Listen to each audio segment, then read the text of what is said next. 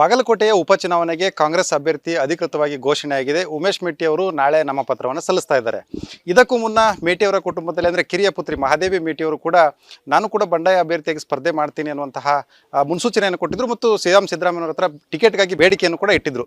ಈ ವಿಚಾರಕ್ಕೆ ಸಂಬಂಧಪಟ್ಟಂತೆ ನಮ್ಮ ಜೊತೆ ಮಾತಾಡೋದಕ್ಕೆ ಮಹಾದೇವಿ ಮೇಟಿ ಅವರು ಇದ್ದಾರೆ. ಮೇಡಮ್, ತಾವು ಕೂಡ ಟಿಕೆಟ್ಗಾಗಿ ಬೇಡಿಕೆ ಇಟ್ಟಿದ್ರಿ, ಒಂದು ವೇಳೆ ಸಿಗಲ್ಲ ಅನ್ನುವಂಥ ಸಂದರ್ಭದಲ್ಲಿ ಮುಂದಿನ ತೀರ್ಮಾನವನ್ನು ಹೇಳ್ತೀನಿ ಅಂತಂದಿದ್ರಿ. ಇವಾಗ ತಮ್ಮ ನಿಲುವು ಏನು? ತಮ್ಮ ಅಣ್ಣನವರಿಗೆ ಟಿಕೆಟ್ ಘೋಷಣೆ ಆಗೈತಿ, ತಮ್ಮ ನಿಲುವೇನು? ಎಲ್ಲರಿಗೂ ನಮಸ್ಕಾರ.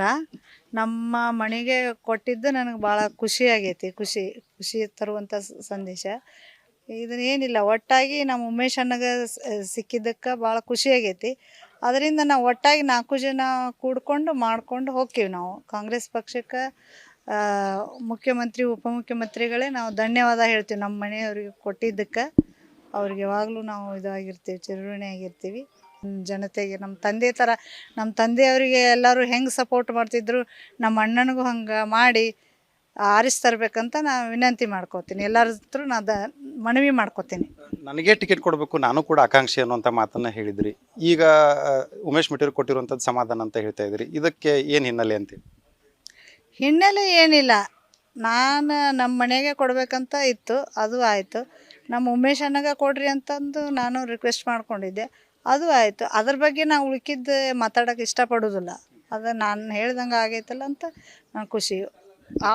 ಆಪ್ತನಿಂದ ದೂರ ಇರ್ತೀನಿ ಅಂತ ಅವನ ಕಡೆ ನಾನು ಮಾತು ತೊಗೊಂಡು ನಾನು ಇದಕ್ಕೆ ನಿರ್ಧಾರ ಬಂದಿದ್ದೀನಿ ಅಷ್ಟೇ. ಅಂದರೆ ಯಾವ ರೀತಿಯಾಗಿ? ಅಂದರೆ ಈಗ ನೀವು ಒಂದು ಮಾತನ್ನು ಹೇಳ್ತಾ ಇದ್ರಿ, ಟಿಕೆಟಿಗೆ ಬೇಡಿಕೆ ಇಟ್ಟಂಥ ಸಂದರ್ಭದೊಳಗೆ ಇಲ್ಲಿ ಯಾರ್ದೂ ಹಸ್ತಕ್ಷೇಪ ಇಲ್ಲಾರ್ದ ಆಡಳಿತ ಮಾಡೋರು ಅಂತಂದರೆ ಉಮೇಶ್ ಮೇಟಿ ಅವರು ಅಂತ ಹೇಳ್ತಾ ಇದ್ರಿ. ಈಗ ನೀವು ಅದಕ್ಕೆ ಸಂಬಂಧಪಟ್ಟಂಗೆ ಏನಾದರೂ ಮಾತುಕತೆಗಳನ್ನು ಮಾತಾಡ್ಕೊಂಡಿದ್ದೀರಾ ಉಮೇಶ್ ಮೇಟಿ ಅವ್ರ ಜೊತೆಗೆ? ಇಲ್ಲ, ಮುಂದಿನ ದಿನಮಾನದಾಗ ನೋಡೋಣ. ಅವನಿಗೆ ಮೊದಲು ಗೆಲ್ಲಿಸ್ತರ್ಬೇಕು.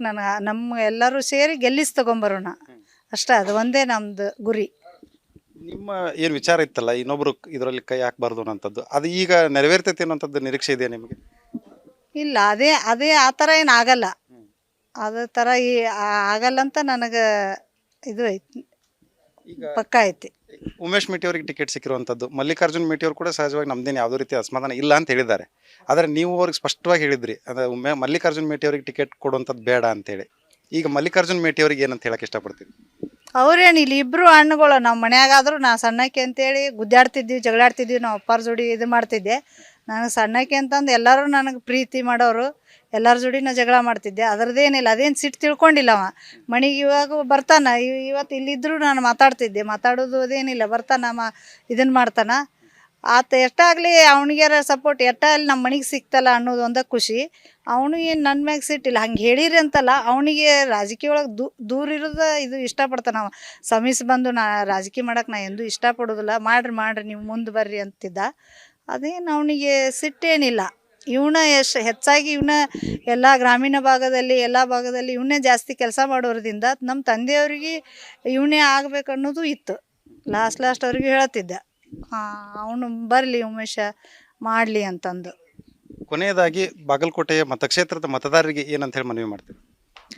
ಮತದಾರಿಗೆ ಏನಿಲ್ಲ, ಇದು ನಮ್ಮ ತಂದೆಯವರಿಗೆ ನೀವು ಹೆಂಗೆ ಸಹಾಯ ಮಾಡ್ತಿದ್ರು, ಇಷ್ಟು ದಿವಸ ತೊಗೊಂಬಂದು ಮಿನಿಸ್ಟ್ರ್ ಆದರು, ಎಲ್ಲ ಆದರು. ನಮ್ಮ ಅಣ್ಣನಿಗೂ ತೊಗೊಂಬಂದು ಇದು ಒಂದು ಬಹುಮತದಿಂದ ಇದೊಂದು ಮುಖ್ಯಮಂತ್ರಿ ಉಪಮುಖ್ಯಮಂತ್ರಿಗಳು ಇದೊಂದು ನಮಗೆ ಅವಕಾಶ ಕೊಟ್ಟಾರ. ಇದನ್ನು ನಾವು ಬಿಟ್ಟು ಕೊಡಬಾರ್ದು. ಇದು ನಮ್ಮ ಮಣಿತನಕ ನಮ್ಮ ಜನತೆ ಗೌರವ. ಇದು ಹೆಂಗಾರ ಮಾಡಿ ತೊಗೊಂಬರೋನು ಎಲ್ಲರೂ ಸೇರಿ ಅಂತ ಮನವಿ ಮಾಡ್ಕೋತೇನೆ. ಇದಿಷ್ಟು ಮಹಾದೇವಿ ಮೇಟಿ ಅವರ ಮಾತುಗಳು. ಒಗ್ಗಟ್ಟಿನಿಂದ ಚುನಾವಣೆ ಎದುರಿಸ್ತೀವಿ, ಮತದಾರರಲ್ಲಿ ಮನವಿ ಮಾಡ್ತೀವಿ ಅನ್ನುವಂತಹ ಮಾತುಗಳನ್ನ ಹೇಳ್ತಾ ಇದ್ದಾರೆ. ಮಂಜುನಾಥ್ ತಳವಾರ್, ನ್ಯೂಸ್ 18 ಕನ್ನಡ, ಬಾಗಲಕೋಟೆ.